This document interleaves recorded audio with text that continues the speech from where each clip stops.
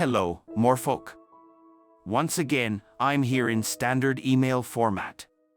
There's no doubt in my mind that the string of disappearances as of late has you all in a state of worry. Susie Chandler, Miranda Bishop, and Colton Brandywine. All vanished without a trace, all under the age of 6. You don't need to have what occurred explained to you. You know. Or maybe you don't. Knowing would require that you believe me. Many of you don't. I understand why. I'm sorry. I owe you an apology, Morefolk. I've really fucked things up. I know how I've sounded in the last few entries. Like a crazed lunatic, desperate to be heard. Drip-feeding information that you had a right to be delivered all at once. Spending long periods of time musing and insulting the Morefolk Police Department. Covering information that doesn't serve to further my message, but rather serves to put myself on a pedestal. Such juvenile, immature behavior. Those kinds of actions don't make me seem trustworthy, I'm aware. I really do apologize. I've been careless. Thinking I'm more clever than I really am. I thought that I had it all handled from the beginning. I couldn't have been more incorrect. I've been far too sloppy. I think they've gotten to me. Gotten to me well before I realized what was happening.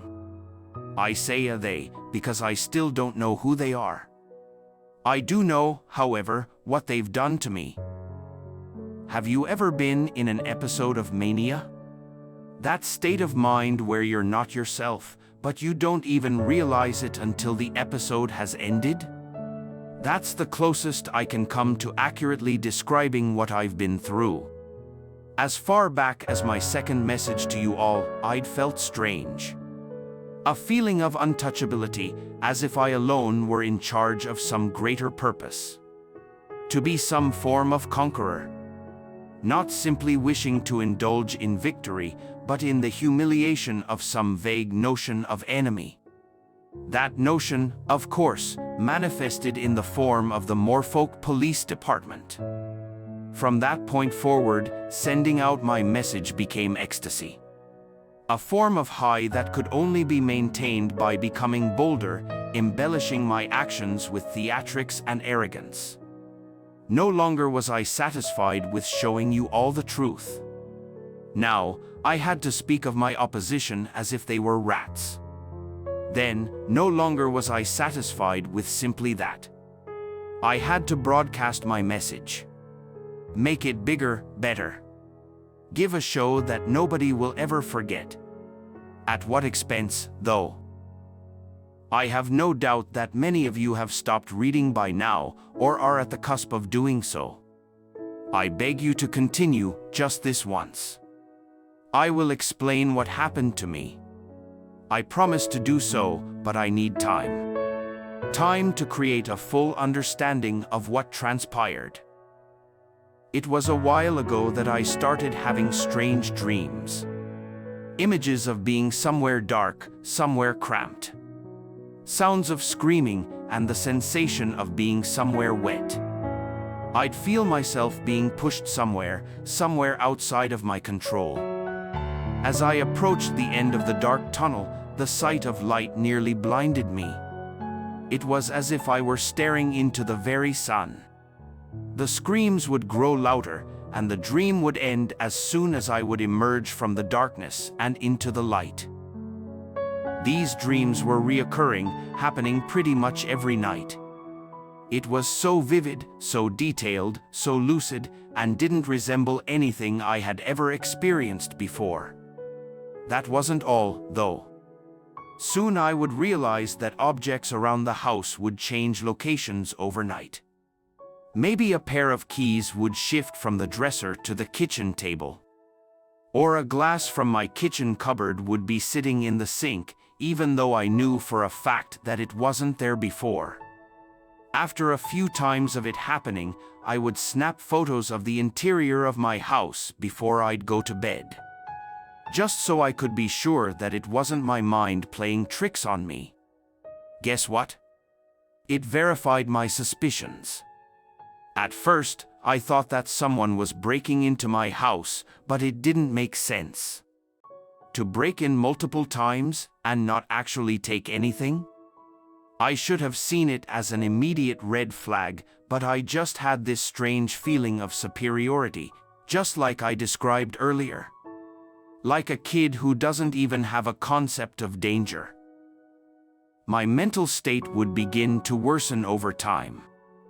I'd find myself being constantly agitated over nothing, scratching at my own skin. The sensation of bugs crawling on me made me itch constantly, so much so that I doused myself entirely in bug spray until I was dripping wet, and even that didn't solve the problem. Do you understand how horrible that is? I couldn't grasp why this was happening, why I was experiencing these things. Simultaneously, my dreams grew worse. I would no longer wake up after entering the light. Instead, I would scream as some strange, viscous liquid coated my eyes.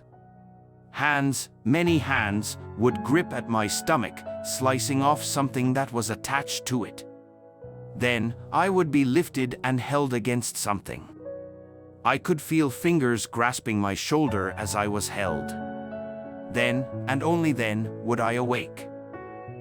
Awake to find small, finger-like indents on my shoulder. Days, weeks, even months felt like they sloshed together. My agitation grew until I drew blood and stored dead skin under my fingernails. Things moved around more frequently. My bedroom window would be wide open in the morning. It took so long for it to click in my deluded mind that something was going on. Something that shouldn't. That's when I decided to install cameras around the interior of my home. I decided to figure it all out for myself. However, what I found would confuse me. The cameras captured nothing. There was no motion sensed inside my home. No captured visuals of someone breaking in. Yet, I would still awaken to find my possessions displaced and my windows wide open. I think they've been fucking with me. Of course, they saw the cameras, they were so obviously placed. I think they managed to find a way to doctor the footage somehow. To edit it such that their presence was undetected, so they could continue to torment me. If they could track me down and find me so quickly, they've got to be sophisticated enough to mess with camera footage, right? So, I placed cameras in places I figured nobody would ever check. Under vent covers, inside of the microwave, inside my pillowcase. That way, I could at least capture some audio of their entry with cameras they wouldn't be able to access and tamper with, right? Wrong. They never picked up anything strange at all. No sound of the window opening, no shuffling of feet, nothing. These guys were good. I hate to admit it, but I may have been in over my head. I tried to convince myself I was fine, that I could handle this. Please, Morefolk. Please, just try and forgive me. You can see what they're doing, right? Messing with me? Not to mention these dreams and my erratic behavior. I think that they were leaking some sort of gas into my room as I slept, hence the open window. I swear, my mind wasn't like this before. I have no record of behavior like what I displayed in prior messages to you all. There's got to be something external, and this kind of thing isn't likely the doing of the Morefolk police. It has to be something more, something greater. Perhaps the agency the police are working with? The very ones I have yet to be able to uncover. I wondered why they would do this to me. Why not just kill me if they could locate me? Though I think I know why, they don't want me to become a martyr. That's it, right? You can kill a man, but that won't kill his message. They're killing my message, aren't they? Right, that's it. That's what they're doing. I eventually decided to move locations, but I don't think that was anything more than a temporary fix. My agitation, my state of mind, it all feels so weird. Holding on to my thoughts is difficult. I think they've found me again. My dreams still continued to get worse. Just like before, I am pushed through the darkness and held into unknown hands. Then, I blink. I'll be standing, facing a wall. There would be this rotted, wooden hatch on the wall as if the surface were hollow. It would smell so horrifically. Black spots of mold etched into the hatch like a messy pimple. I'd take a step towards it, then another, trying to resist the sound of wailing from within. Though I could only take a few steps towards it before waking up, I would make more progress each time. Ultimately, I did reach the entrance to the hatch, and I pulled on the lever, opening the wall up to an abyss before me. This time when I woke up, it didn't go away. The opened hatch remained there, beckoning me. I tried to step foot inside, but I couldn't. Not in time, anyway, before she emerged from it instead. She smelled putrid and her body was bare. Such disheveled hair, such leathery skin. I saw the gash across her stomach, traces of blood along the stitch thread. Her stomach itself, though, was bloated, unnaturally so. The fabric of her skin was stretched to the very limit, threatening to tear apart at their seams. She walked so awkwardly like she had no sense of balance. God. I could see the outline of limbs within her. They were all there, crammed back inside, but inside nonetheless. No words can describe how my mind raced upon viewing her. I hated seeing her that way, how she hosted such a monstrous appearance. It wasn't her fault that she ended up that way. Not at all. She approached me slowly, reaching down with her long, splintered fingernails and dug into her own abdomen. Her fingers lacked coordination as they sloppily but eventually poked and stabbed into the stitches clinging her skin together like a zipper. As she intruded into her body, she didn't bleed, but that didn't stop blood from leaking out of her. The blood of others. The blood of them. All of them, trapped inside there, were released onto the floor in front of me as if her stomach had vomited them out like chewed-up food. Truth be told, they didn't look far off from that description. The infants were the lucky ones. They had the luxury of dying quickly. Their bodies seemed more compact so as to make room for the other occupants that were inside her. Though, that could apply to all of them. Their heads, their skulls, caved in and flattened to limit the space they take. The toddlers and small children weren't so lucky as to die quickly, though. Their tortured faces made that evident. Their stomachs and thighs and rears, the fatty areas of their bodies, had been carved and stripped of meat. Their arms and legs had been messily removed as well, disposed of like bone removed from a chicken breast. What she did to them. I could hardly believe it. I cried. I sobbed, holding absolutely nothing back. I think what did it for me were her eyes. The woman's eyes just haunted me. They were calm. Perfectly, serenely calm. No longer did she cry. Her eyes were utterly relaxed. This was what she wanted. To collect them. She was presenting them to me like her trophies. No, like her children. She crouched down beside the bodies, caressing and kissing them tenderly. She didn't know she had hurt them. She thought they were her babies. She looked up at me, and I sat down across from her. We stared into each other's eyes as if we were somehow communicating. Her gaze held no ill will or malice. It was as if she recognized me as her, well, as someone who meant her no harm and who only wished to fix the situation. She had to have seen me that way, right? After all I've gone through, after risking my health and safety to expose the truth to the public. Not just to save the people of Morefolk, but her as well. I wish I hadn't let you all down. I wish I hadn't let her down as well. Not that it matters. I can't change the past. It isn't her fault she's a monster. She looked at me expectantly and began to lift up the children. She tried to hand them to me, to make me hold them.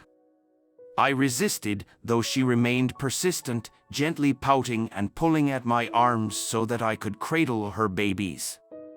I closed my eyes tightly and rocked them, one by one, trying not to anger her. I only opened them again when I felt a tap on my forehead. She was smiling at me, ever so slightly, and took the children back for herself. She understood me, and I understood her. She just wanted children to regain her sense of motherhood, to recapture that sense of fulfillment that was taken from her. It isn't her fault she's a monster. She didn't mean to be one. Despite how real it all seemed, I expected to wake up at any minute. That moment never did arrive. She remained, coddling and feeding the children at all hours of the day. I don't understand why she's still here. Not because I'm still under the illusion that she's purely in my mind. In the sense that I don't get what's keeping her here, in this plane of life. She's gotten the children she's craved. The only other connection must be Jesus Christ. Like I said in my prior message to you all, I know who's responsible for all of this. For her being here in the first place. I know that the police have been covering them, pushing all the misdeeds of the past under the rug. I know who it is, and I had been expecting to force them into the spotlight by now. That is until something unexpected happened. I talked to them, and they ended up admitting it. All of it. I didn't expect it at all, knowing the kind of things they did. The gross, horrific actions they partook in, which I fully believe led up to this point. I talked to them, through indirect communication of course, but I talked to them nonetheless, and they explained their actions and regrets, knowing full well I'd be recording. They even plan on going public soon and stepping down from their position. I made a promise, didn't I? That I'd come forward with the information if the police didn't? To hear that the guilty person in question will come forward, taking the opportunity one gave to them. They'll not only validate everything I've said, but potentially release this woman from this earth, so that we can all move on. Won't that be enough? Won't it? I thought it would be. That lasted until she began whispering to me at night, preventing me from sleeping. She tells me that she hurts inside. That she hates that man for what he did. That he needs to be punished. She tells me how her heart aches, of the loneliness she feels constantly. She describes how horrible it is that the man who ruined her gets to live his life as normal, flashing smiles and being friendly with others, continuing on a respected life as she suffers in silence. Silence which, until she found me again, she had no chance of breaking. To simply weep and find children to care for was the only option afforded to her. What if exposing the truth isn't enough? What if it doesn't satisfy her? What if she continues killing? Could I really live myself if that were the case? Every day she stays here is another day I'm risking her taking another life. Is that risk possibly worth taking? The whispers won't stop. Her breath tickles my ear like a gentle wind. She and her children occupy my bed at night, holding me tightly with them. They're all so very cold. The whispers continue further. Every day, my head grows fuzzier.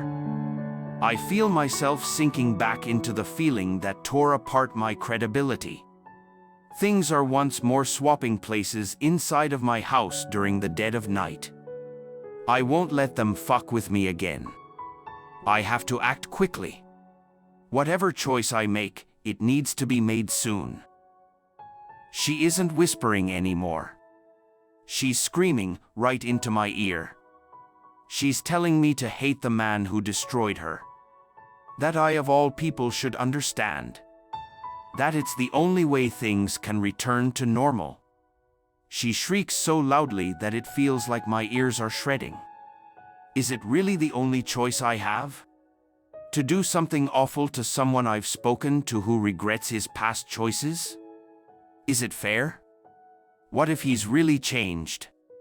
What if he's not defined by his past actions? Isn't he owed some ability to be redeemed? Surely he didn't intend for things to end up this way, right? He couldn't have possibly foreseen all this.